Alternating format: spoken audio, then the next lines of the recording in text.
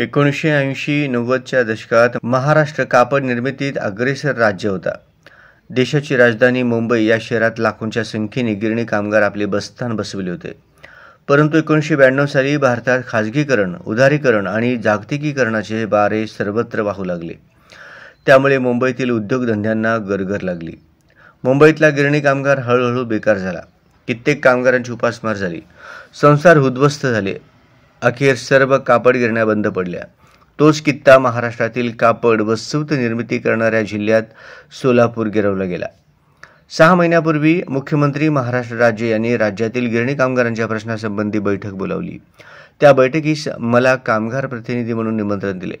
त्या बैठकीत मी उपस्थित होतो. त्यावेळी माननीय मुख्यमंत्री यांनी सोलापुरातील गिरणी कामगारांच्या प्रश्नासंबंधी पोटतिडकीने विचारणा केली.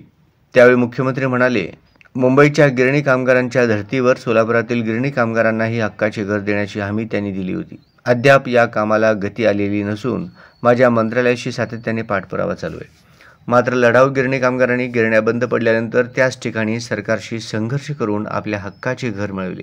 त्याच धर्तीवर सोलापूरच्या आर्थिक जडणघडणीत भरीव योगदान देणाऱ्या गिरणी कामगारांच्या वारसांना विस्थापित होऊ देणार नाही आणि त्यांना त्यांच्या हक्काचे घर मिळवून देण्याचा विडा ज्येष्ठ नेते माजी आमदार कॉम्रेड नरसय्या आडम मास्तर यांनी बंद गिरणी कामगारांच्या मेळाव्यात उचलला. त्याला सांगतो ही पद्मशाली समाजाचा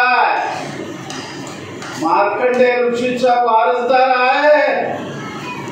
मार्कंडेला घेऊन जायला यमदूत आला असताना शंकराने तिसरा डोळा उघडला म्हणून आम्हाला जावं लागलं. मार्कंडे हा चिरंजीव त्या वंशातला मी आहे म्हणून घाबरू नका. रविवार दिनांक 14 जुलै 2024 रोजी सेटूचे मध्यवर्ती कार्यालय दत्तनगर येथे कॉम्रेड नारायणराव आडम बंद गिरणी कामगार सहकारी गृहनिर्माण संस्थेच्या वतीने बजरंग गायकवाड यांच्या अध्यक्षतेखाली बंद गिरणी कामगारांचा मेळावा पार पडला. यावेळी सेटूचे राज्य महासचिव कॉम्रेड एम. शेख, नलिनीताई कलबुर्गी यांनी मेळाव्यास संबोधित केले. यावेळी व्यासपीठावर कॉम्रेड युसुफ शेख, संजय ओमकार, रवी गेंट्याल, किशोर मेहता आदींची उपस्थिती होती. मेळाव्याचे प्रास्ताविक कॉम्रेड युसुफ शेख मेजर तर सूत्रसंचालन व आभार प्रदर्शन कॉम्रेड बापू साबळे यांनी केले.